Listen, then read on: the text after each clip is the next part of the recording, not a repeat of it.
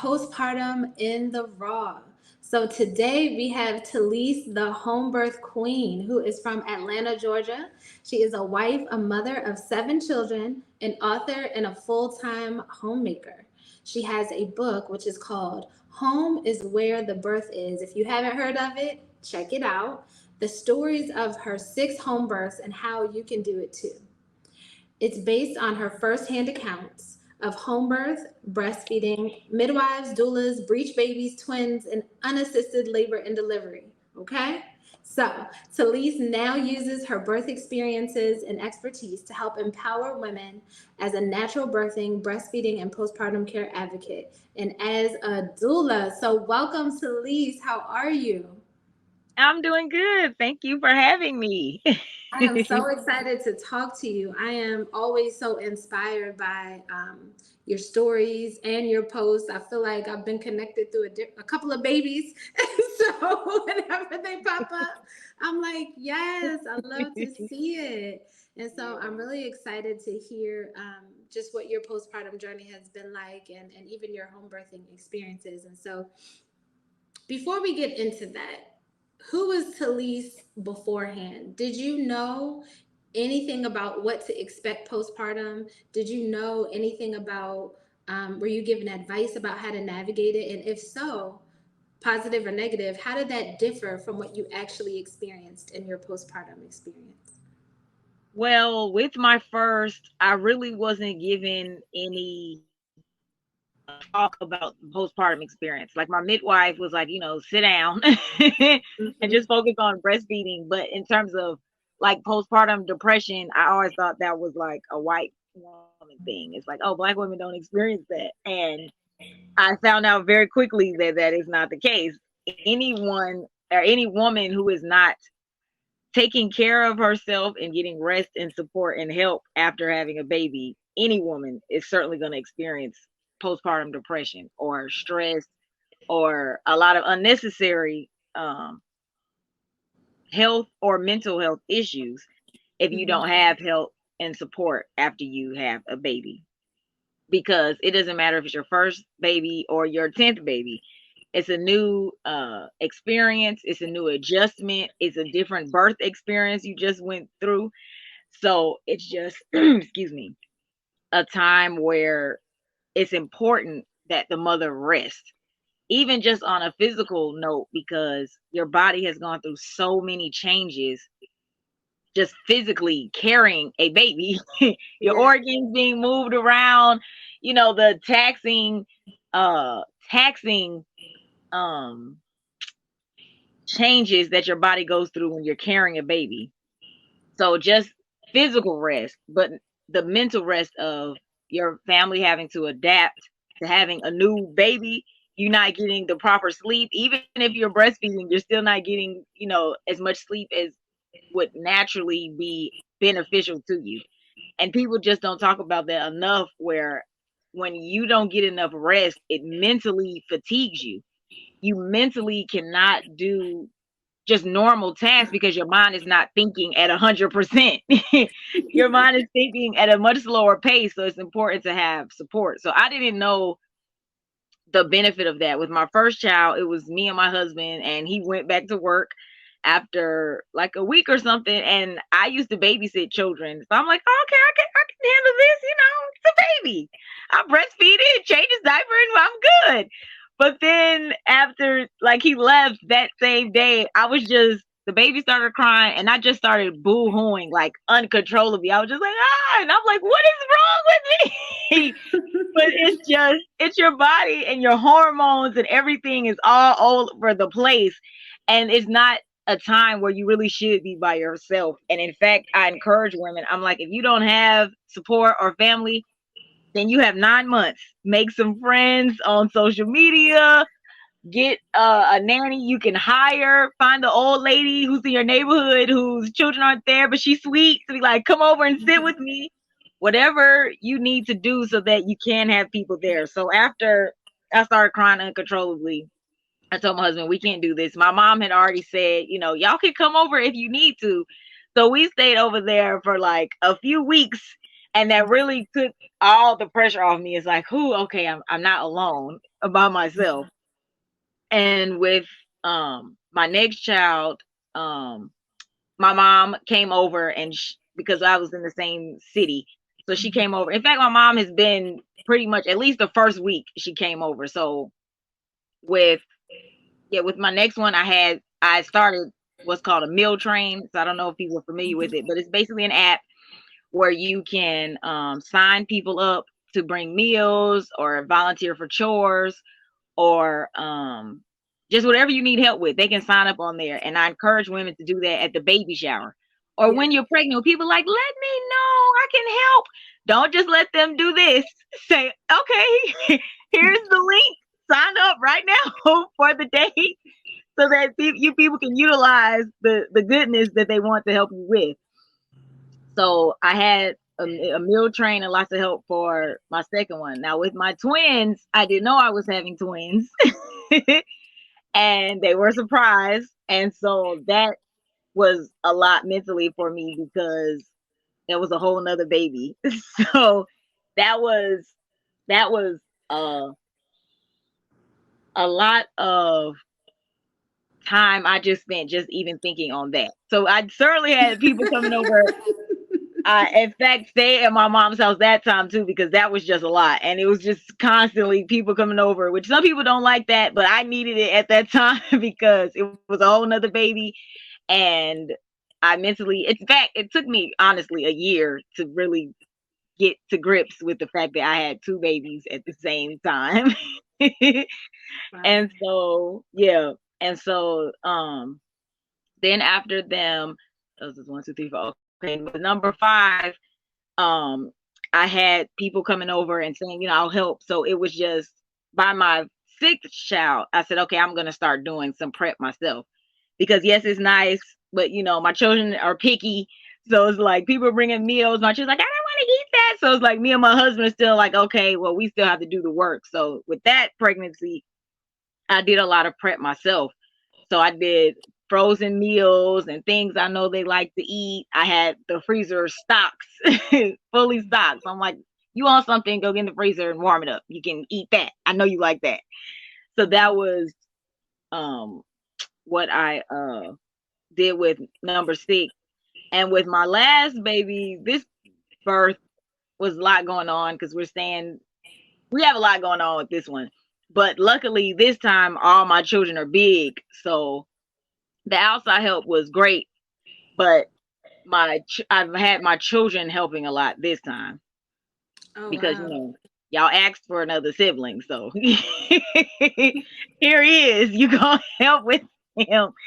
So, but they're all big. So, like my oldest is 12, my son is 9, the twins are 8, the one under them is 6, and the other one under her is 4. So everybody's big enough to really like get a diaper, walk around, hold him, put him to sleep, hand him to me when he needs to be fed. So it's really a family help that was very beneficial this time. In addition to all the people who helped me online and who sent things and gifts and money and food, I'm very appreciative and thankful for that. So it's yeah.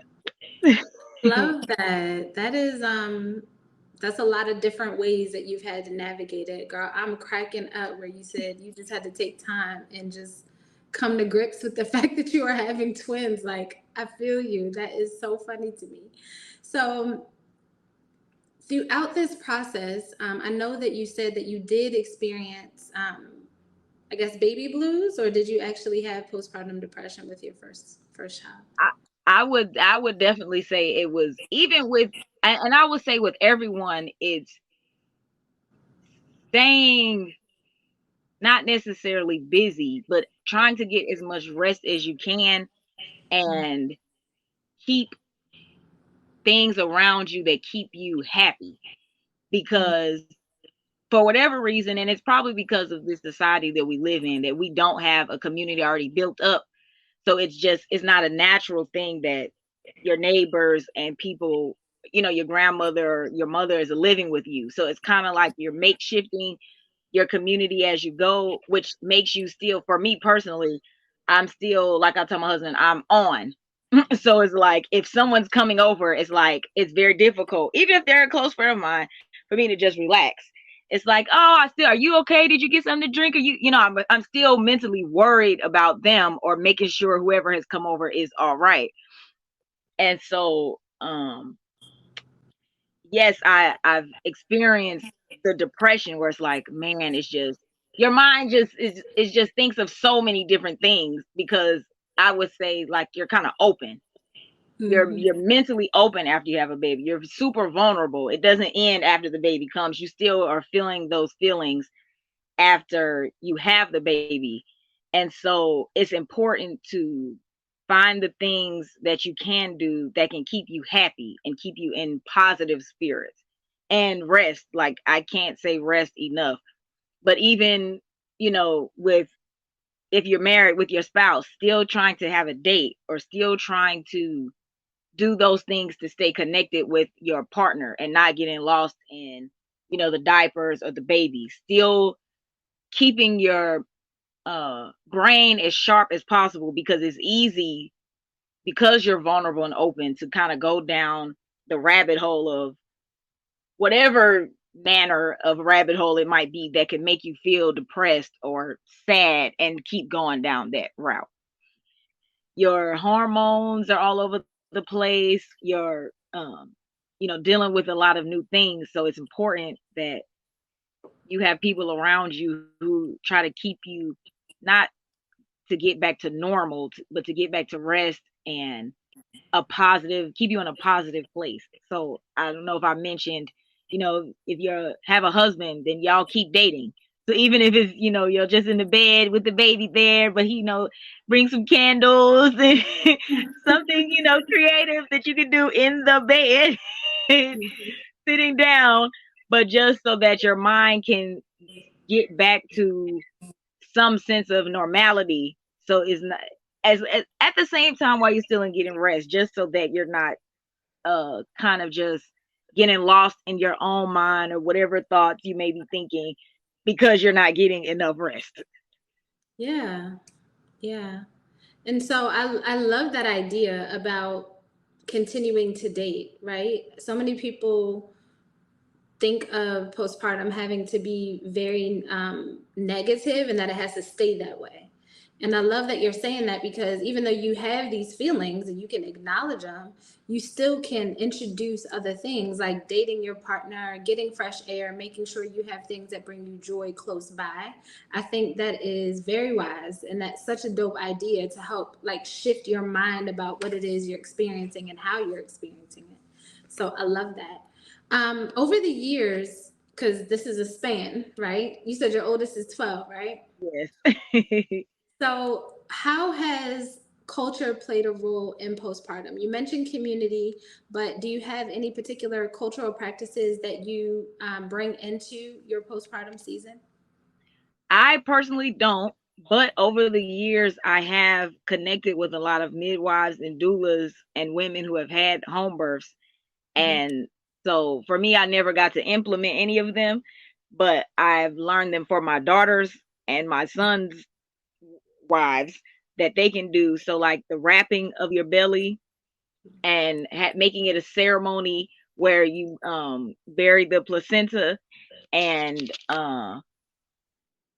just the sense of the family and the community being there and it being like the mother is not supposed to do anything.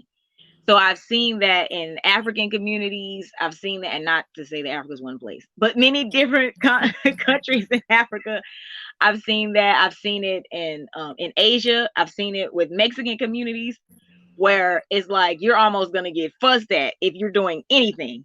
You're just supposed to be sitting there, breastfeeding the baby, eating warm stuff, and that's it. And so, the other women, the other children should be helping hold the baby, bathing you, feeding you.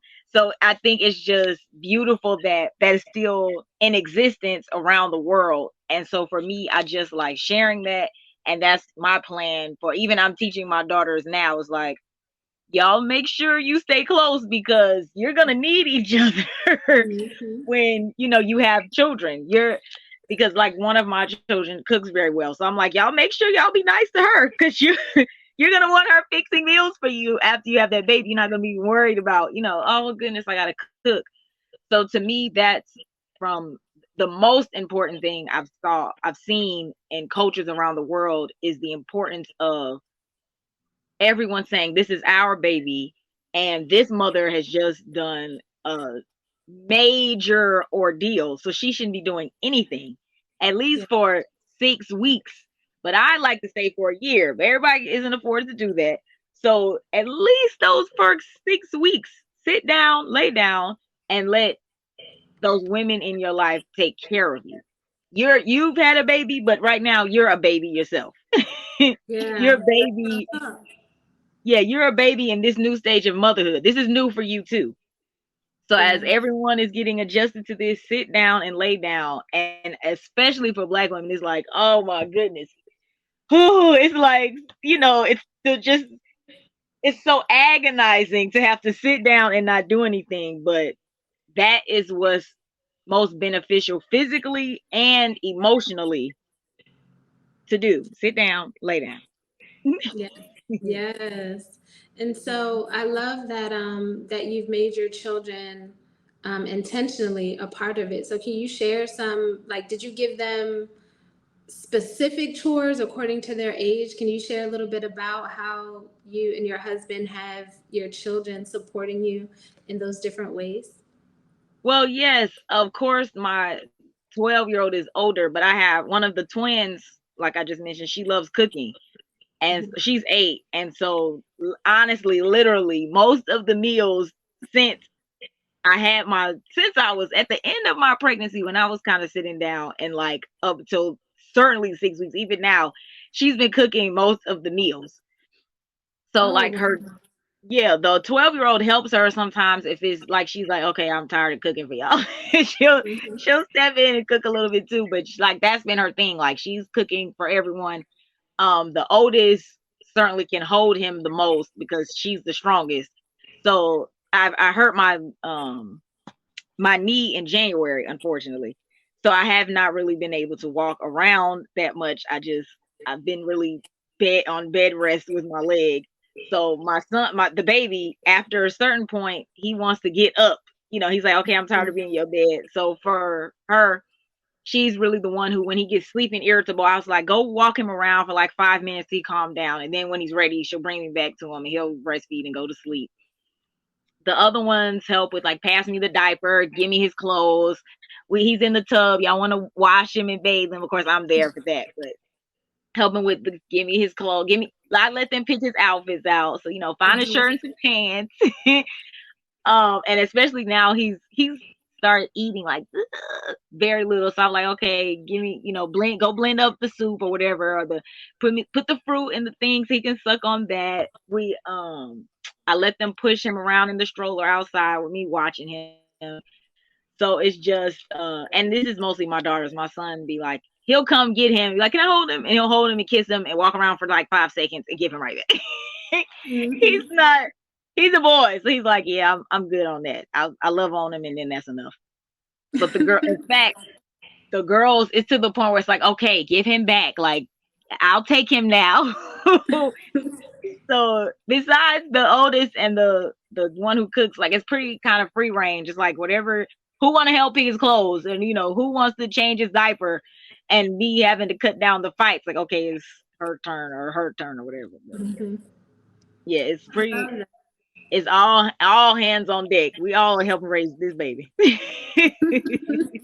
I love that. I do. So for the person that's listening right now, for the mom that's listening that might be in her second trimester, first baby, you have a lot of experience.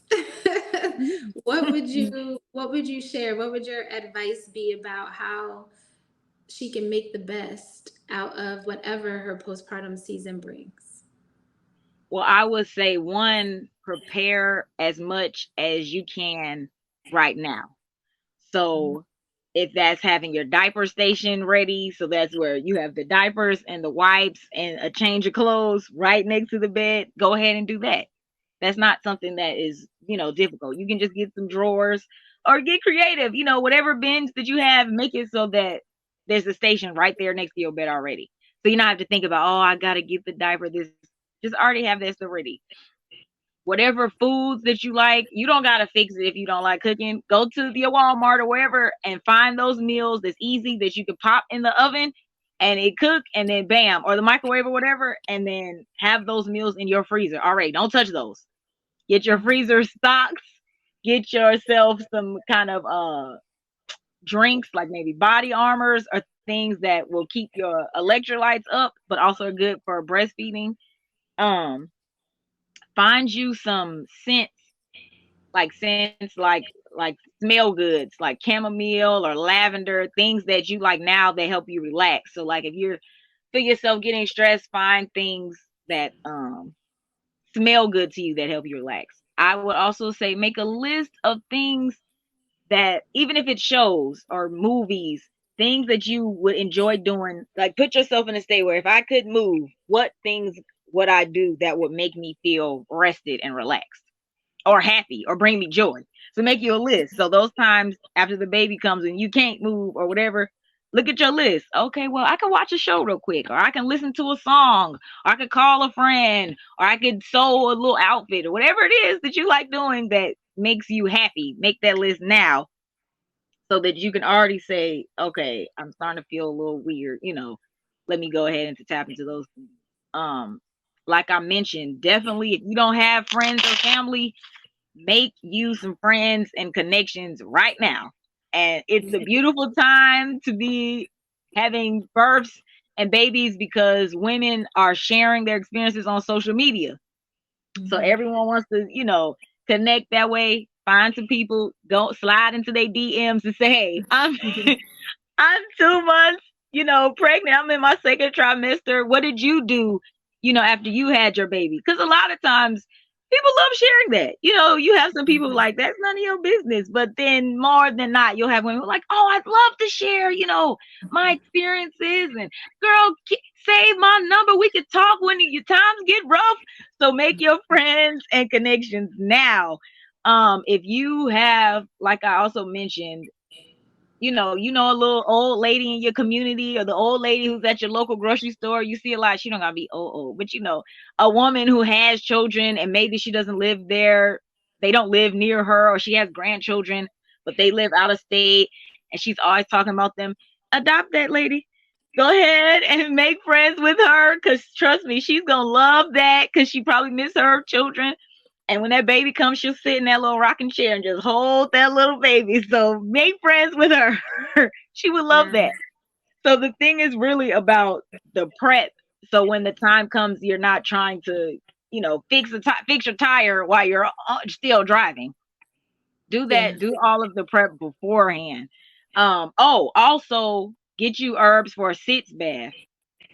Sitz baths, and that's also in my book, but sitz baths, you can look it up though. They have herbs. They have herbs in them that not only help your body, your physical body heal, but it's also relaxing. It's relaxing for you. So it gives you time. You can sit in the tub with your baby. I did it. I breastfed and I stayed in the tub for like an hour. And it was just okay. Because sometimes you get tired of the bed. So it allows you to move into a different room in the house. Like you mentioned, Jacqueline, go outside. I don't know why they say you can't go outside. That's silly. If it's a sunny day, go outside, open your window, get some fresh air. If it's cold, sit in the sun still. Just move your body somewhere where you're getting that sun. That vitamin D is good for uplifting spirit, making you feel good.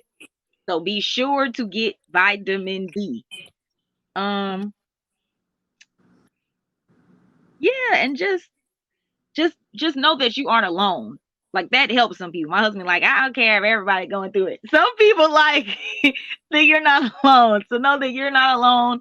Women all over the world have been having babies and they got a baby your age, your size, that's fussy right now. Oh, and another thing I will say is breastfeeding helps with that. Breastfeeding is very important, not just for it feeds your baby the nutrients you need. Yes, that's good. It also helps women's hormones balance back out. so that Mm-hmm. you get back to a normalcy to say, okay, I am me again, even though I'm, creating life. And for me, I love breastfeeding because it's like, as I watch my baby grow, it's like this baby is 100% growing because of me. Because Yes. I'm feeding you. This is why you're so fat and juicy and chunky. It's all Yes. because of me. It's no one else. So the feeling I get when I feel it's like, oh yes, go ahead. But it helps with the hormones and stuff. So definitely breastfeed your baby. Also, that cuts down with, oh man, I gotta get up in the middle of the night and get a bottle for him and her, and that's too much for me. I love having my baby in the bed with me. I roll over or flip over and nurse, and then I'm done with it. I can go back to sleep. So I Yes. would certainly encourage women to breastfeed as well. Yes. That was my favorite. You just put your arm up, breast over. That's it. That's I might be it. asleep while you're eating. That's it. Like you done. Yeah, and the baby sleep, you sleep, he is full, she's full, and everybody is happy. Exactly. I love that. Yes. Um, some of what I've seen also is you mentioned briefly your husband, but has your husband played a pivotal role in supporting you in your postpartum season? I know that he's been crucial during the home birthing process, but has he been equally as helpful throughout the postpartum season? Oh, he certainly is. It's to the point where he's run himself ragged trying to make sure that I'm good and I got everything I need and the children aren't harassing me or bothering me. And I could definitely say yes, my husband is extremely instrumental in not making me feel guilty that I'm sitting down. Because Mm, I hear a lot of women complaining where it's like 6 weeks, no, you ain't wash the dishes, you ain't do the laundry.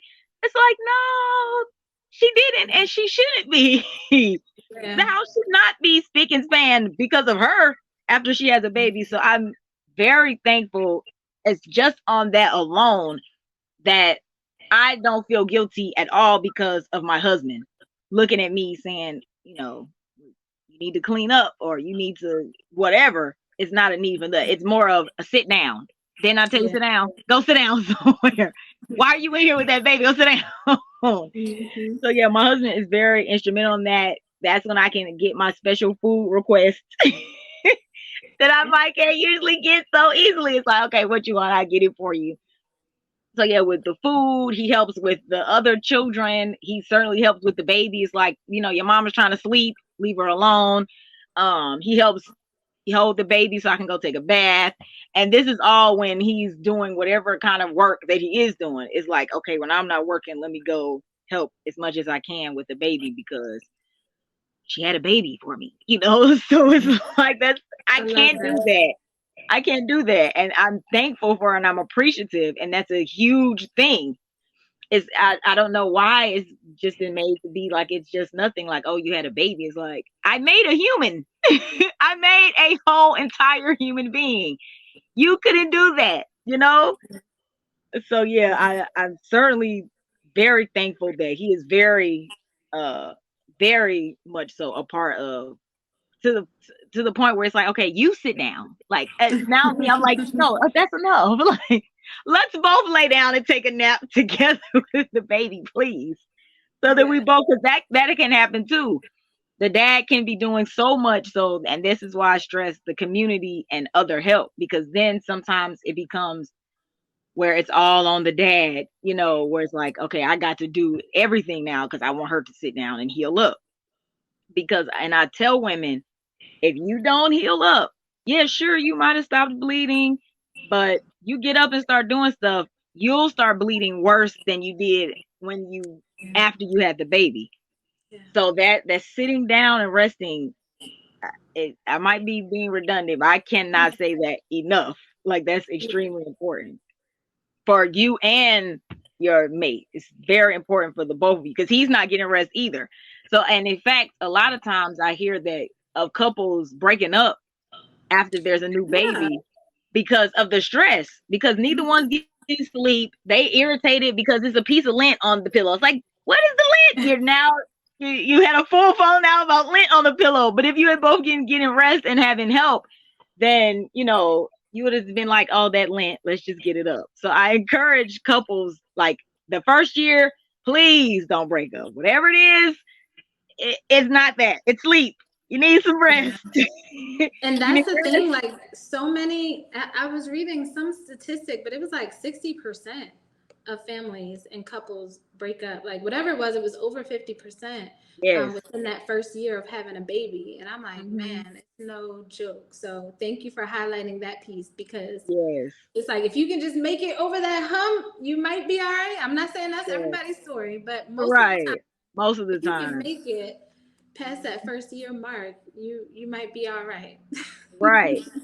Especially if you have other children, because a lot of times those other children will start reverting back to old baby behavior because they're getting adjusted to a baby. So it's the, oh God, now I'm stressing with my child using it on themselves, or we just potty trained you.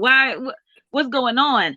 So I can't stress having support. Making, if you don't have family, make some family. If you don't have friends, make some friends. If you got family and you like, I don't be messing with her like that, find a way that y'all can mend your relationship. I'm not saying if it's too toxic, but if it was Yeah. some silliness, make that connect. Humble yourself. Please, please, please, please humble yourself and put your pride.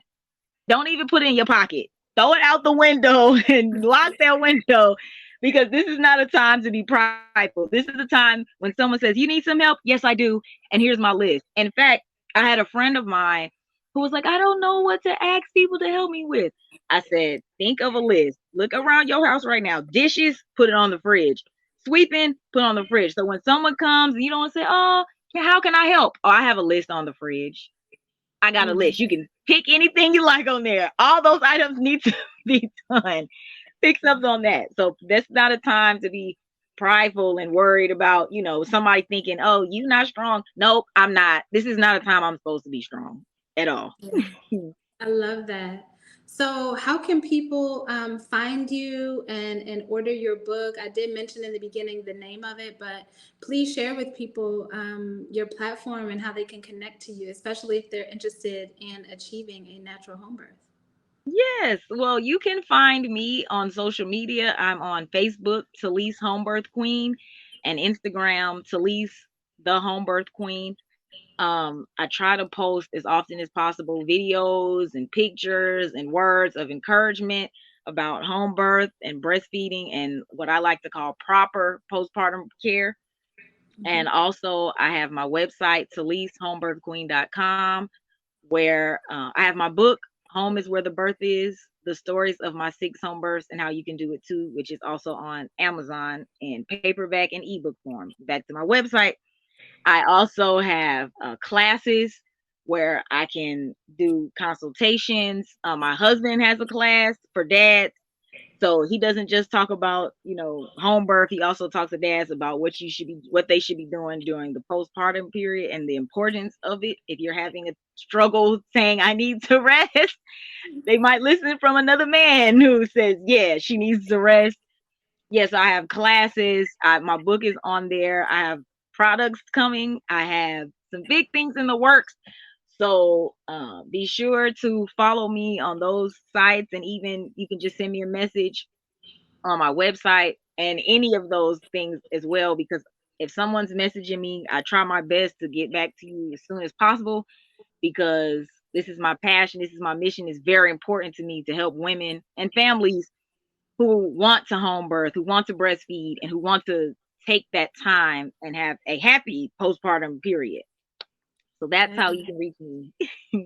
Thank you. And so, yes, thank you so much for joining us, Talise. And thank you, everyone who is listening or going to be listening to this episode.